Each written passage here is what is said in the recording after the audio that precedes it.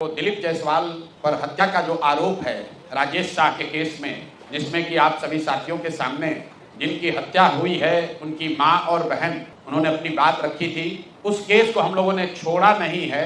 ऐसा नहीं कि प्रेस कॉन्फ्रेंस किए और छोड़ दिए।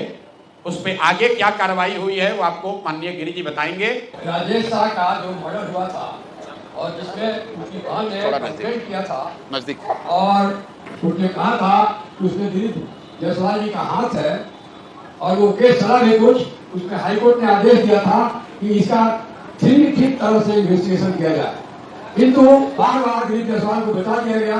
पुलिस वाले भी उसमें इन्वॉल्व थे, उस समय के जो सुप्रीटेंडेंट थे उन्होंने एक ऐसा फाइनल रिपोर्ट गिरा दिया जो हाई कोर्ट के डायरेक्शन के बावजूद के खिलाफ था। सारा पेपर हम लोगों ने एग्जामिन किया है और अब लगता है कि ये जो कल्प्रिट है वो बच नहीं पाएंगे।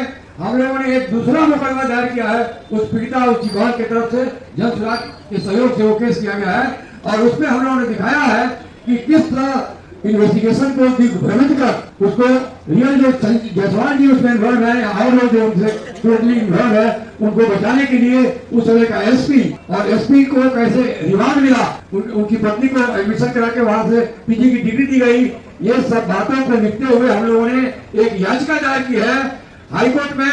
इसकी सुनवाई जल्द होगी और दूध का दूध और पानी का पानी होगा। इसका इन्वेस्टिगेशन किसी हायर एजेंसी से कराया जाएगा, ये हम लोगों ने प्रेयर किया है, या तो सीबीआई या कोई इंडिपेंडेंट एजेंसी से इसका जांच करा के इसकी सत्यता को लाया जाए। हम लोग इतना ही चाहते हैं कि जो कल्प्रिट रियल कल्प्रिट है, मर्डर हुआ है तो किसी ने मारा है, किसी की साजिश है, इसको न छिपाया जाए और पुलिस जो छिपाई है उसको उजागर किया जाए। धन्यवाद। जैसा कि उन्होंने बताया, दिलीप जायसवाल ने अपने लिए क्लीन चिट हासिल कर लिया था। उस केस को फिर से खोलने के लिए जन सुराज, पीड़ित महिला और दोनों जो उनकी मां और बहन है उनके साथ हम लोग